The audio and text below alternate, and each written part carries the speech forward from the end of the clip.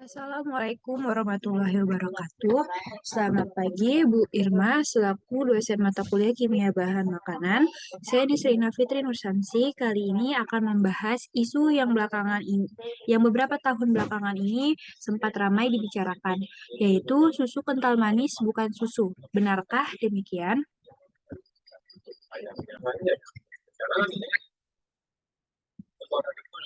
Baik, selanjutnya beberapa tahun ini susu kental manis bukan menjadi topik paling panas di kalangan masyarakat Indonesia. Menjadi bahan pembicaraan di mana-mana karena produk susu kental manis selama ini dianggap sebagai sebuah produk susu, sehingga cukup mengejutkan dengan kabar yang mengatakan bahwa itu bukanlah susu. Lalu, benarkah demikian? Pertama-tama kita akan membahas apa itu susu kental manis. Susu kental manis sendiri adalah susu sapi yang airnya dihilangkan dan ditambahkan gula sehingga menghasilkan susu yang sangat manis.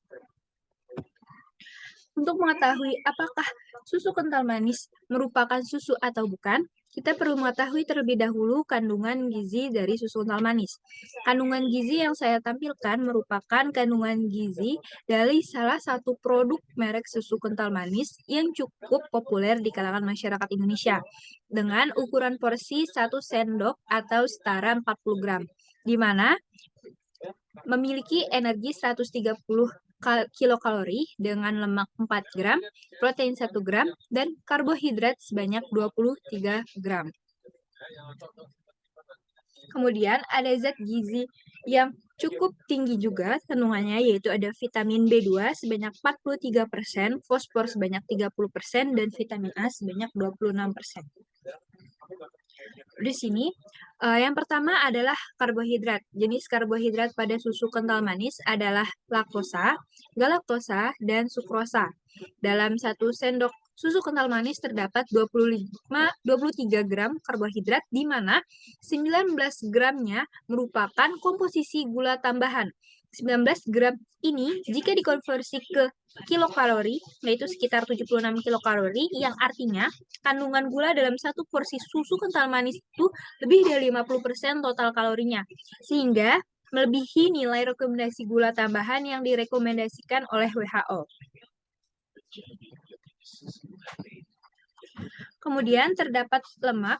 Jenis lemaknya ada asam lemak jenuh, asam lemak tak jenuh, dan yang biasanya dalam bentuk asam oleat, dan dalam jumlah yang relatif kecil terdapat asam lemak tak jenuh rangkap banyak.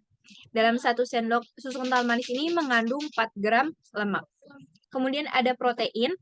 Protein di sini justru kandungannya adalah yang paling sedikit di antara lemak dan karbohidrat. Dalam 1 sendok SKM terdapat 1 gram protein yang terdiri dari 80% kasein dan 20% whey. Kemudian ini ada komponen yang tadi sudah disebutkan juga, yang paling banyak kandungannya ada vitamin B2, fosfor, dan vitamin A. Kemudian terdapat juga zat aktif pangan, steroid, yaitu yang terdapat dalam susu dengan fungsi membantu mengatasi kondisi peradangan.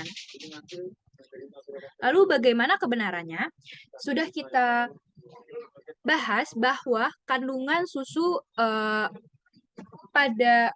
gula pada susu kental manis yaitu sebanyak melebihi 50% dari total porsi susu kental manis itu sendiri.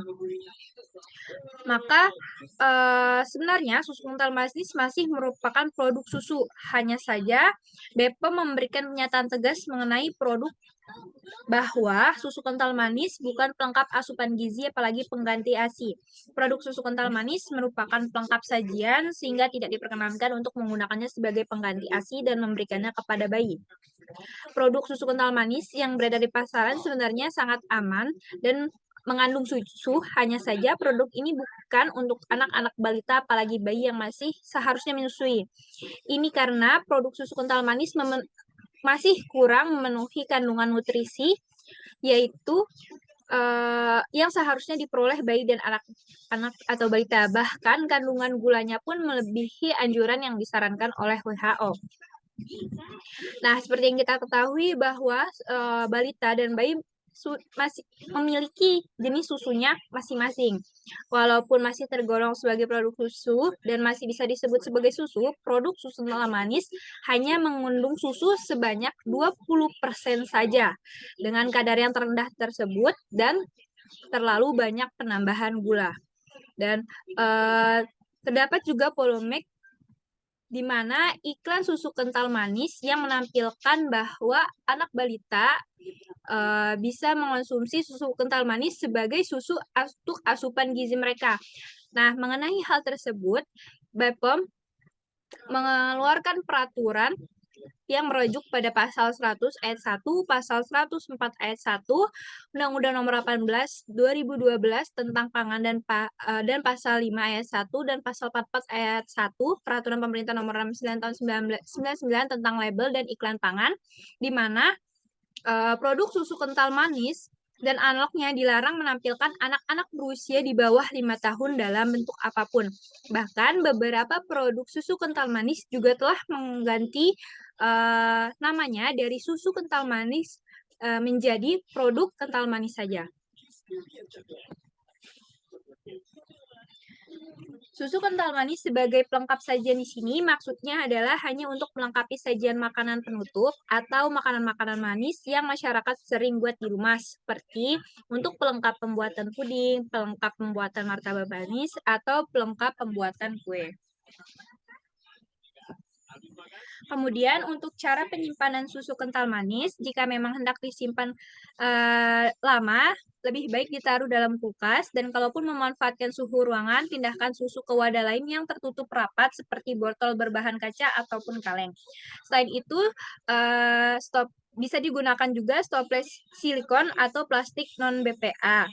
Nah, bahan plastik kurang direkomendasikan untuk penyimpanan durasi yang cukup panjang. Berikut adalah daftar pustaka yang saya gunakan. Jadi kesimpulannya, susu kental manis memang masih mengandung susu sebanyak 20%. Namun, susu kental manis tidak dapat digunakan sebagai susu asupan gizi untuk bayi dan balita karena kandungan gula dalam susu kental manis yang cukup tinggi, bahkan melebihi kandungan yang direkomendasikan oleh WHO. Sekian presentasi dari saya. Terima kasih. Wassalamualaikum warahmatullahi wabarakatuh.